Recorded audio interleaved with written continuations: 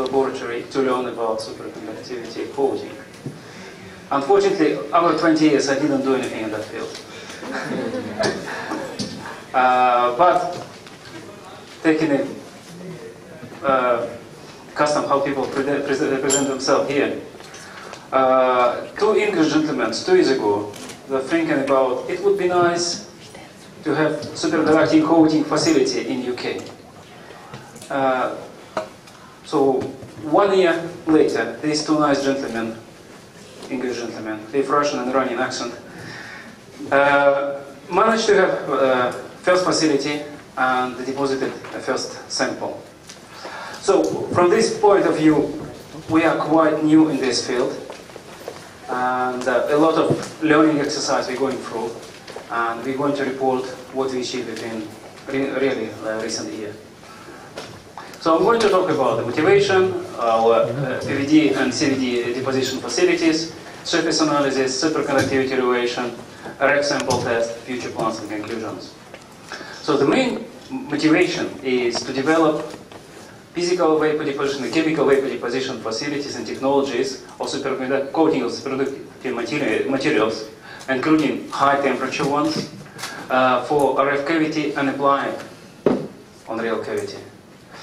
The main objectives with that we have is we want to make a systematic study and systematic correlation between deposition conditions, the film morphology, structure, chemistry, all way of superconducting evaluation like AC/DC susceptibility measurements, tripolar measurements, evaluating critical temperatures and critical magnetic fields.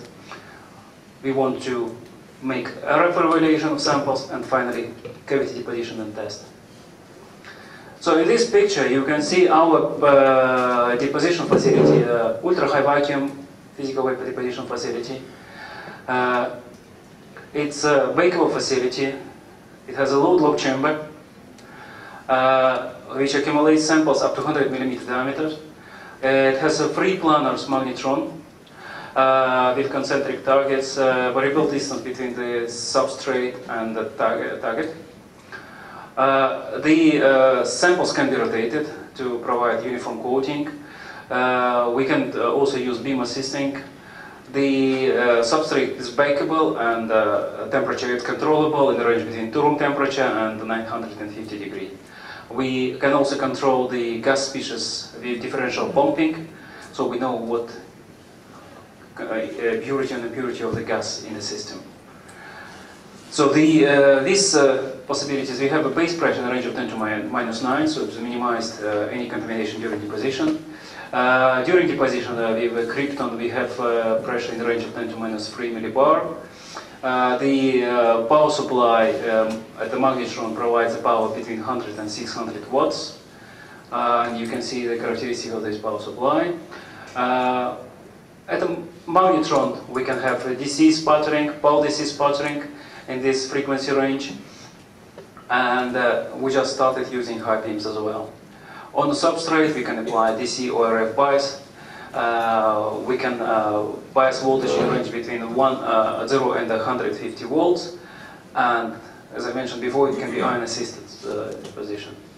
This is a load lock chamber with, you can see up to 6 samples can be loaded simultaneously.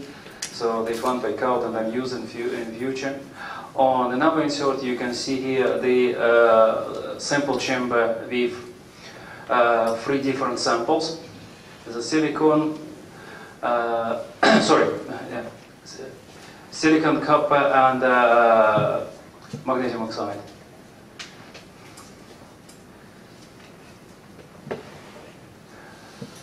On another side, we just developing and just started depositing the new system, which is a plasma enhanced PVD ALD facility. The base pressure in the range of 10 to -5 at the hot substrate at 120 degrees. The gas flow with argon and hydrogen. The heater was tested up to 500 and could go up to 950. And first niobium with using niobium tetrachloride was deposited only last Friday. So you can see a few more pictures of LD facility we have. From another side, you have this gas purifier for hydrogen and argon, the plasma waveguide, reactor chamber, ALD valves. So we foresee 4 gas can be injected in a controllable way, and this control with the control which programmed in-house. And finally, you can see sample with a sample holder which should be deposited through the window. Right? To analyze our samples, first of all, we use surface analysis technique to understand what we have deposited. We use XRD to measure average grain size and lattice orientation within the film. XPS analysis for film composition and purities. EBSD analysis is for an accurate value of the grain size and substrate film, and SM analysis to determine film thickness, roll, and give an indication what type of film we making, whether it's a columnar with valves or densely packed with grain. This is an example of one of our surface analysis facilities, multiple UHV, XPS, уже atomic force microscope, leads, etc. On this slide, you can see the example of film morphology measurements with XRD, and you can see that the grain size from this analysis was achieved. It's 9 to 2 nanometers per power below 400 watts, and twice as much if power is higher. This size is similar to what we obtained from literature for other materials deposited around. To a peak to that intensity shows the main peak is a 40 degree, which corresponds to 220 orientations. There are a few other peaks, some of them 3 to 1 was big in a few samples, but we didn't see any correlation with property of the film, at least in the level that we can show. The triple R was quite comparable to other samples. With XPS analysis, we have done the following. So in the red line, you can see the sample as received after bombardment, and we have oxygen as a main peak, then we have small peaks of niobium, large peak of carbon, and large peak of quite big carbon and oxygen.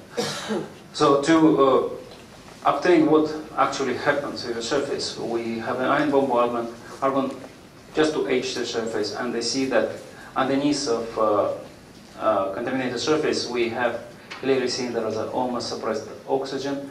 We have different niobium peaks and practically supported carbon. So few more inserts, you can see this in details.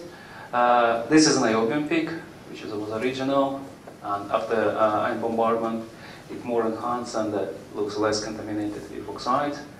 Oxygen peak dramatically suppressed, and the carbon peak is also suppressed quite strongly by ion bombardment. So film morphology started with secondary electron multiplier, and immediately what we can observe is that sample deposited without a bias has a columnar structure, while samples we deposited with bias, 50 volts, are much denser.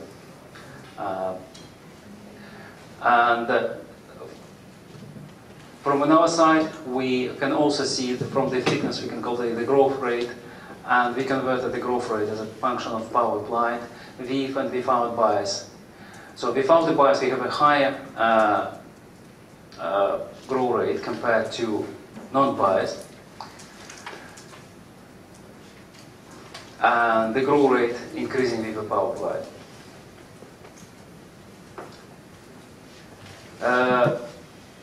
With electron beam scattered we study the with one of the samples we studied this technique, and the data shows that the grain size larger than 18 nanometers in this size. So we can see samples of different the grain size vary a lot in a sample. So different color shows different grains, and orientation also different in this. And we can see that larger grains usually surrounded by material of smaller grain size. So very well related to what we have seen with XRD techniques. The superconductivity relation, we initially built triple R facility, and more than 70 deposited samples we already evaluated with this facility.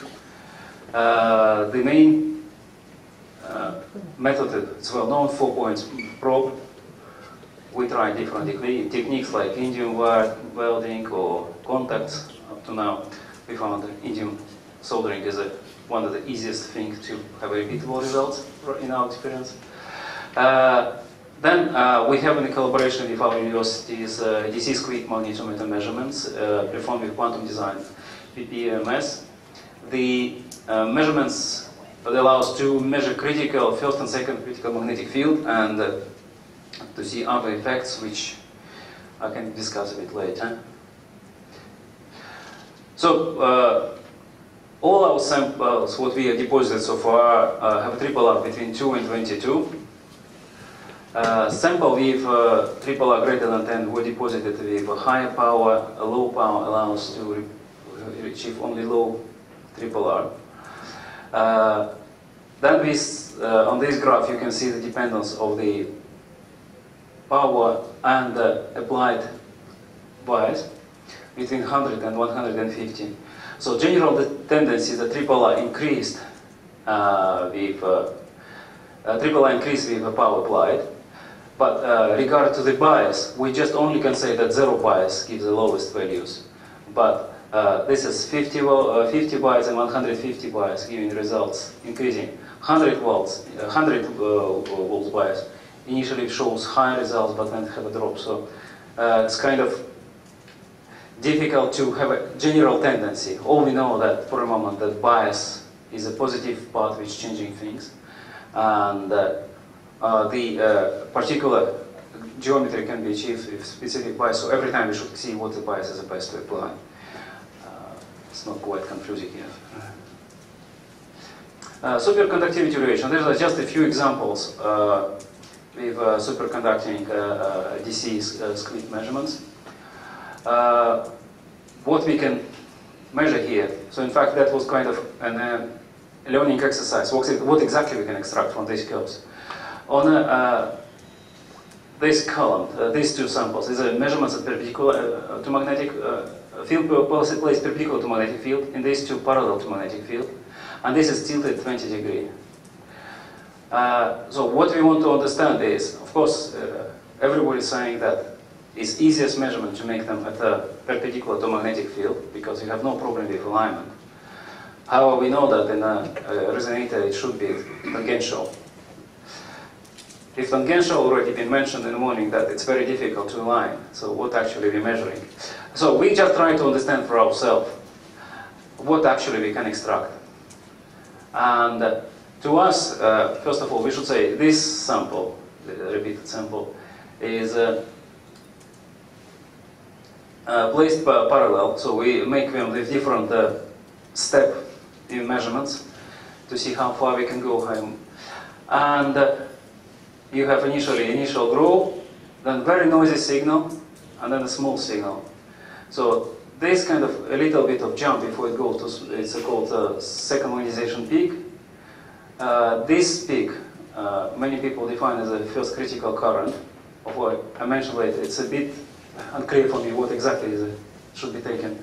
And when magnetic field completely suppresses the critical current too. And this is different depending where you measure in parallel and perpendicular. In perpendicular film, in this case, we measured quite funny curves. And initially, when we met it, it's very different from what we expected. However, when we screw a bit in the literature, we found this behavior showing about the flux instability, thermodynamic flux instability. There is a lot of fluctuations there happening, and this kind of behavior you can have if there are a lot of this effect happening. Correct me if I'm wrong. Well, when we measure parallel, it's more classical behavior. The main tendency that the higher critical field is lower for the film, for the parallel film, and the first critical field is higher. And also this second magnetization field is higher for perpendicular, so it's low for this one. And tilted samples, they are showing a result somewhere in between two. So that we don't expect anything unusual for tilted examples. And where it's inclined or tangential, we know, same what I mentioned before, that it's at least the results should be better for these results if it's really a parallel. These are two examples of measuring magnetic field. And in one case, you can see it's quite nice and smooth. And another one is very funny.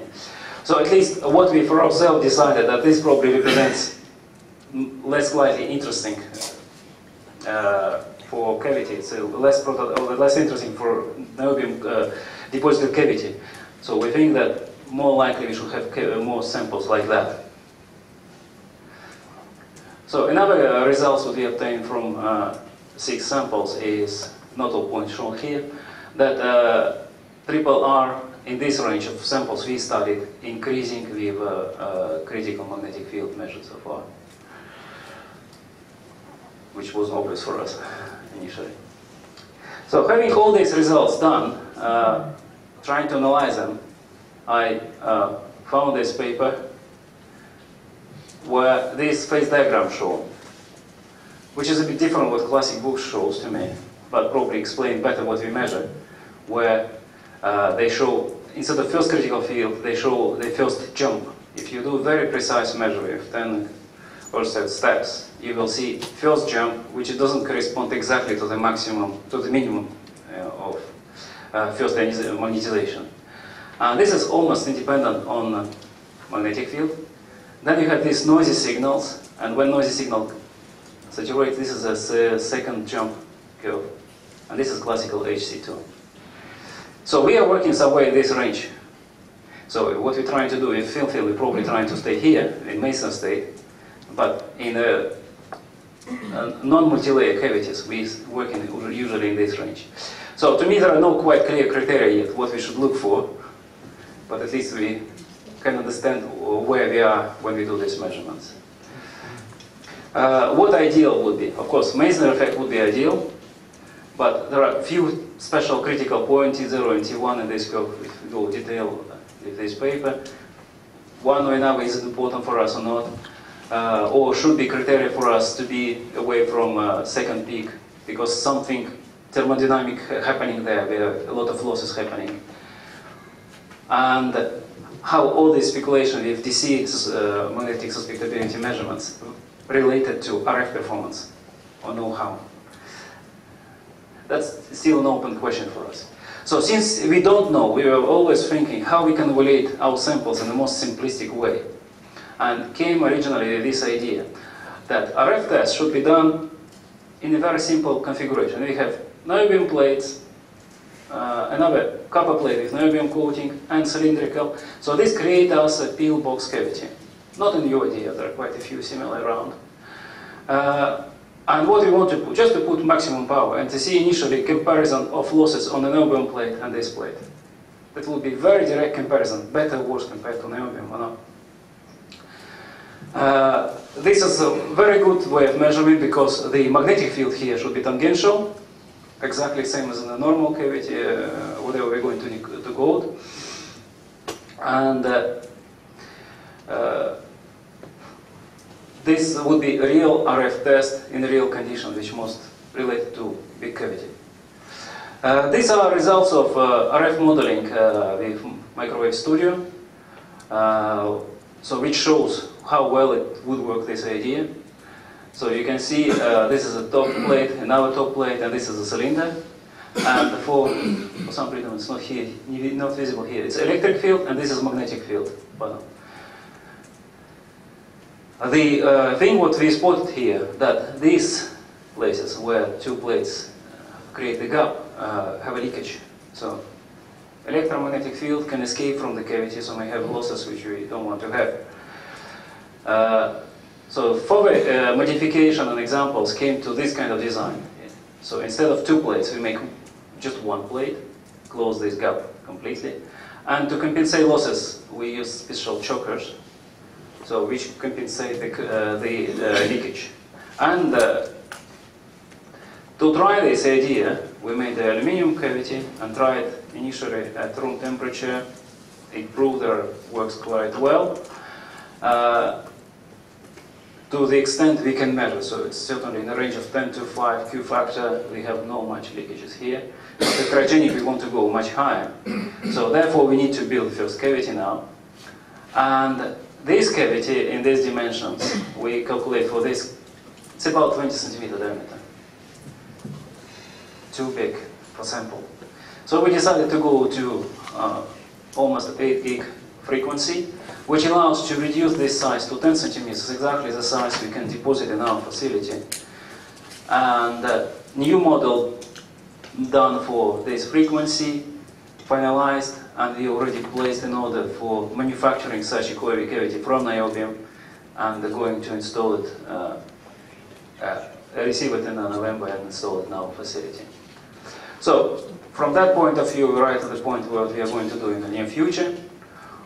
We're going to spend a lot of time now to use high beams for sample deposition. We want to deposit various samples like niobium nitride, niobium carbon nitride, niobium germanium, or magnesium diboride. We're going to do plasma LT deposition more intensively as well with similar materials. We will go to continue triple R measurements. We continue DC magnetization measurements, and we're going to install AC suitability test.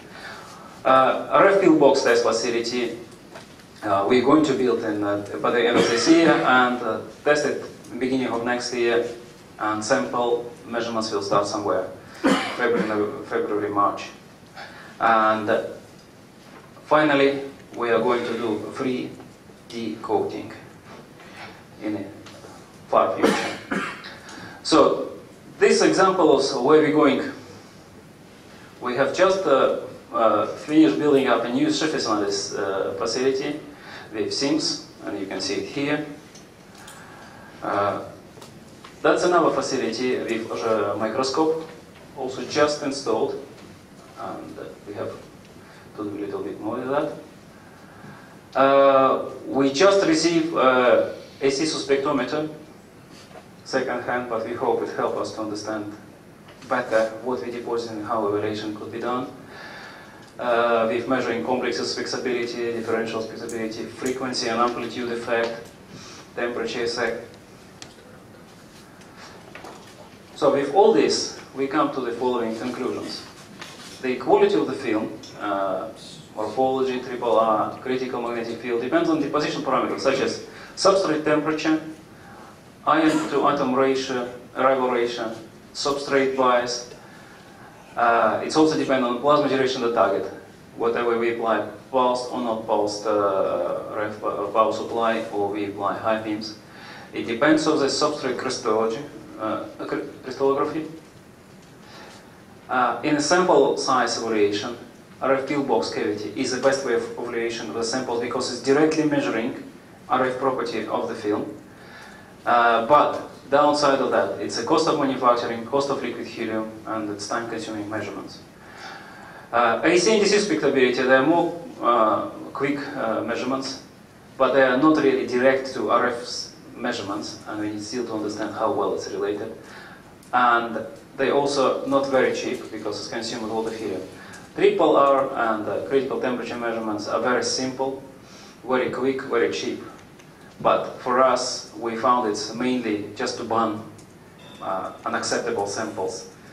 So initially, at our stage, we ban anything below 10. Probably we should make a bit tougher specification.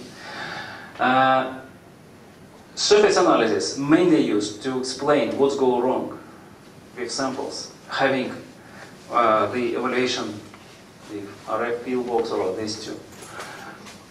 this circuit analysis allows to tell us that the denser columnar structure, grain size, composition, impurity, and defects density.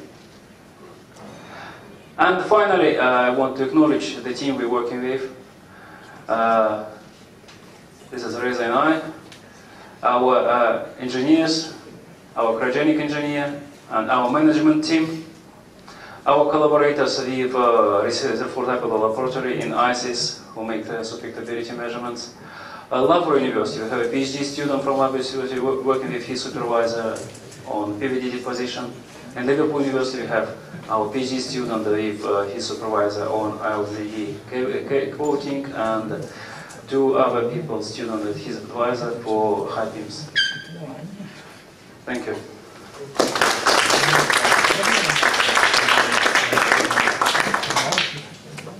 Any questions for Ole?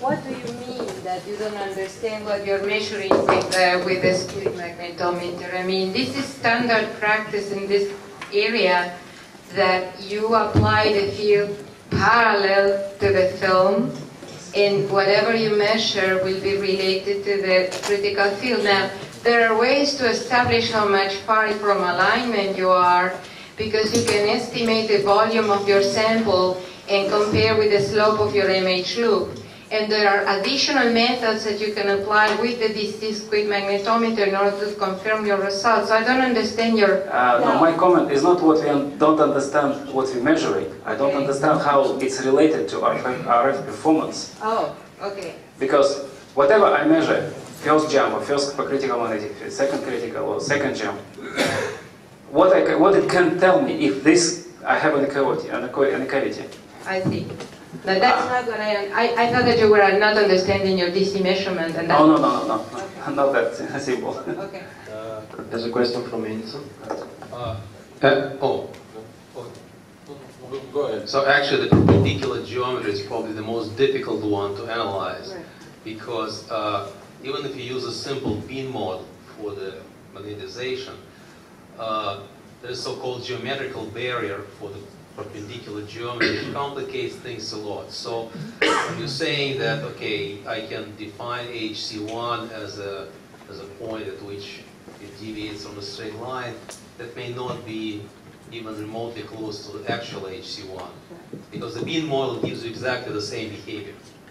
And so the beam model gives you the critical field, which is proportional to GC times the thickness of the sample. And that it can have nothing to do with HC1, like what we mean by HC1. So it's very tricky. I'm saying it even looked like HC1, but it actually is not.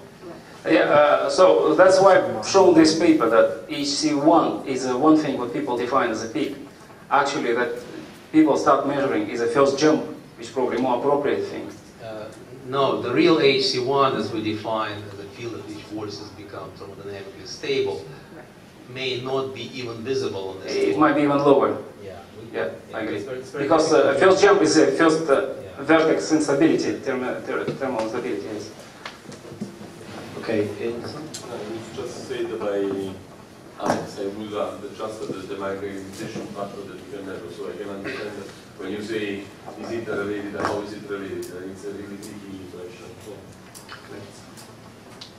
And probably another thing to mention that when we discuss about critical current to apply for these multi-layers, again, which magnetic field we're talking about? Because what we measure is angle dependent, and we're never actually measuring true critical current one. Okay, last question. It's more a question to Alec than to you, but I remember, Alec, you mentioned that in RF we are expecting HC, the limit to be higher than in DC. Could you comment on that? Can you repeat your question? I think it's more a question to Alec. Alex. Alex, sorry. Oh. So you have to give him... Oh, maybe, well, I don't want... So you're saying that the RF critical field is different from DC? Yes. In principle, yes, but for the parameters of niobium and niobium-13, they're very close, 4 gigahertz frequencies. So They're almost the same. If you measure it DC, it's conservative compared to what we are expecting. Well, if you define the critical field as a concept of vortex penetration, then the DC critical field and RF critical field are very, very close for gigahertz frequencies. Okay, I think we can postpone the discussion and go to the next talk, which will be given by Anna Stigliarolo.